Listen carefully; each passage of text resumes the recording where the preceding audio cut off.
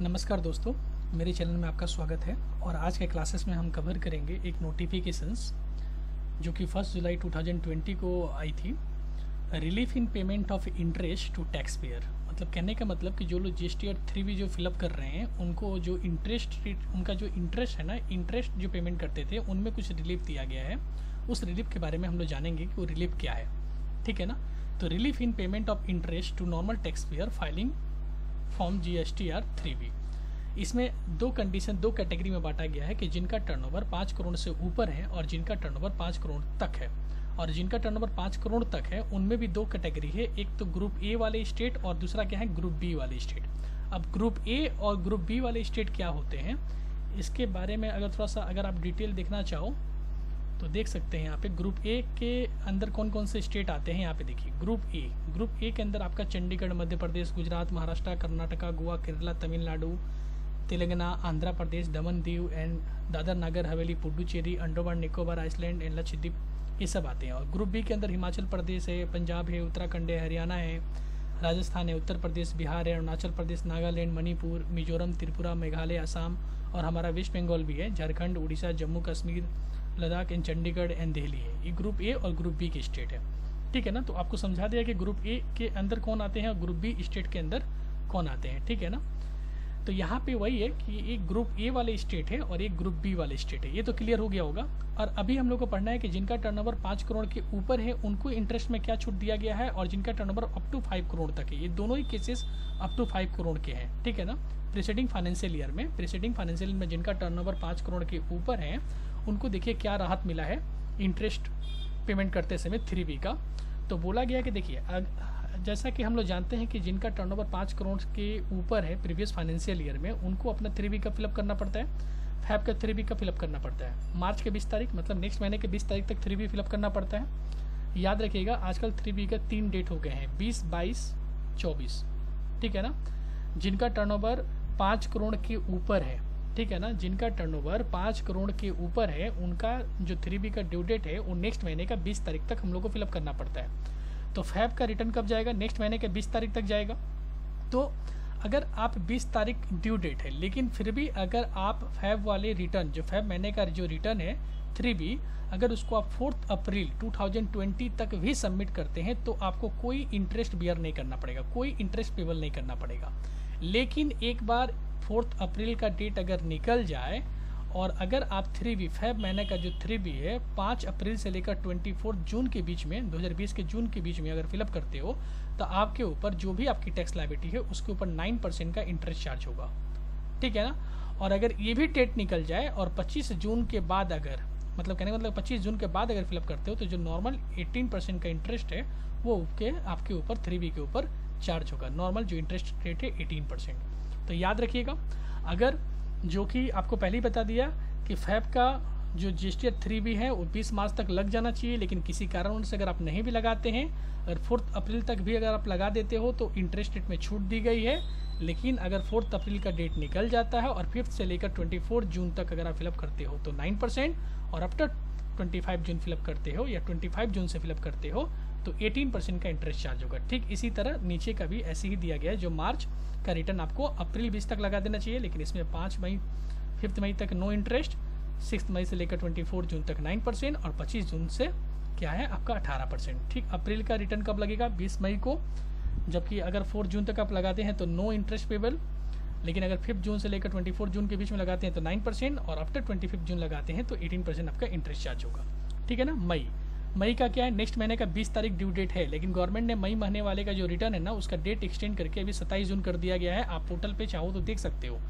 20 कहने का मतलब कि मई का 20 जून तक होना चाहिए, लेकिन 27 जून तक अभी डेट एक्सटेंडेड डेट है, ठीक है ना। ये एक्सटेंडेड डेट है, लेकिन अगर वही बोला गया है, देखिए यहाँ पे 27 जून तक भी अगर आप फिलअप करते हो तो नो इंटरेस्ट लगेगा, उसके बाद तो आपका 9%, और अगर 28 जून के बाद करते हो तो 18%, ठीक है ना।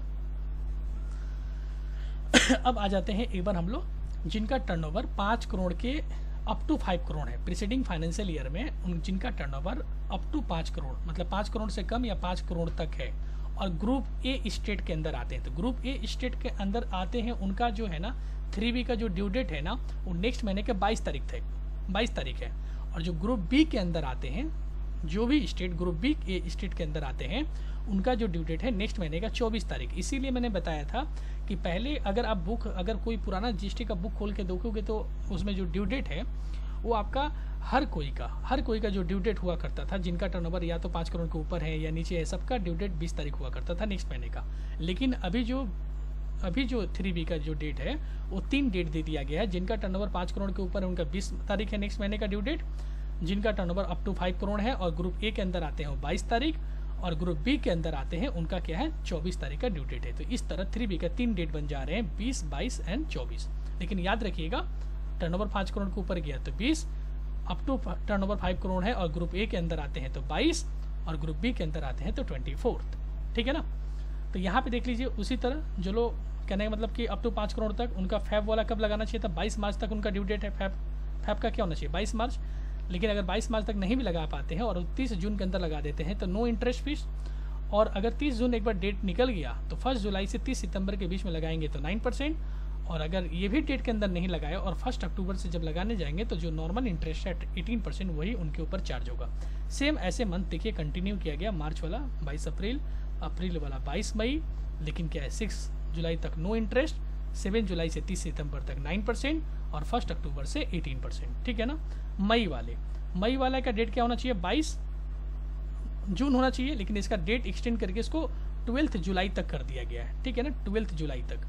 और इंटरेस्ट कब तक नहीं देना पड़ेगा, 12 सितंबर तक भी लगा देते हैं तो कोई इंटरेस्ट नहीं लगेगा। 13 सितंबर से लेकर 30 सितंबर के बीच में लगाते हैं तो 9% और 1 अक्टूबर से लगाते हैं तो 18%। ठीक, जून वाले का ड्यू डेट क्या होना चाहिए नेक्स्ट महीने का 22 तारीख मतलब 22 जुलाई। लेकिन आप अगर 23 सितंबर तक भी लगा देते हैं तो नो इंटरेस्ट पेबल।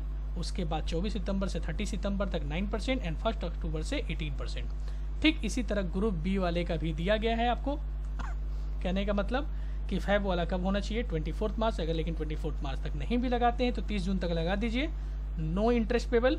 और 1 जुलाई से 30 सितंबर के बीच में अगर आप 3B लगाते हो तो आपके ऊपर इंटरेस्ट चार्ज किया जाए 9% और 1 अक्टूबर से 18%। ठीक इसी तरह यहाँ पे देख लीजिए कि हर महीने का जो नेक्स्ट डेट है 24 तारीख तक ड्यू डेट है, लेकिन उसको बढ़ा के कब तक किया गया, जैसे अप्रैल महीने का अगर देखा जाए तो 24 मई को लगाना चाहिए, लेकिन वो कब तक आपको छूट दिया गया 9 जुलाई तक छूट दिया गया है कि 9 जुलाई तक भी अगर आप जमा कर देते हो तो कोई भी इंटरेस्ट नहीं लगेगा। लेकिन अगर 10 जुलाई से 30 सितंबर के बीच में अगर अपना 3B आप सबमिट कर रहे हो तो 9% और 1 अक्टूबर 2020 से करते हो तो 18% आपको क्या करना पड़ेगा इंटरेस्ट पेयर करना पड़ेगा।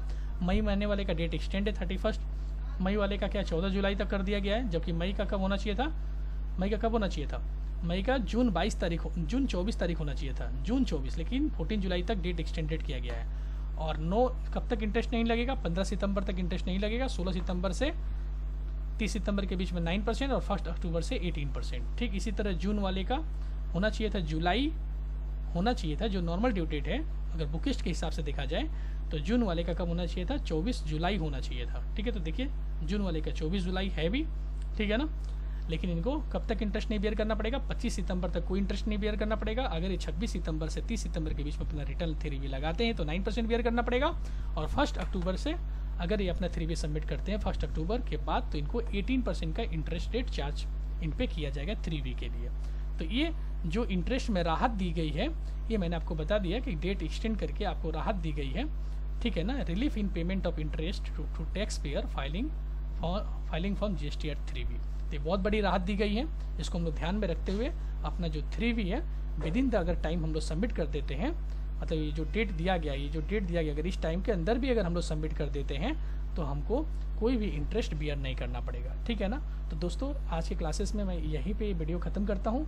अगर ये वीडियो अच्छा लगा हो तो सब्सक्राइब करना मत भूलिएगा, दोस्तों में भी शेयर करना मत भूलिएगा एंड लाइक ज़रूर कीजिएगा और कमेंट बॉक्स में भी लिख कर दीजिएगा ताकि थोड़ा वीडियो का मतलब कहने का मतलब कि वीडियो अधिक से अधिक लोगों के पास जा सके, ठीक है ना। बस आपसे इतना ही रिक्वेस्ट है कि वीडियो को जितना हो सके अपने दोस्तों में शेयर करिए, ठीक है। Thank you.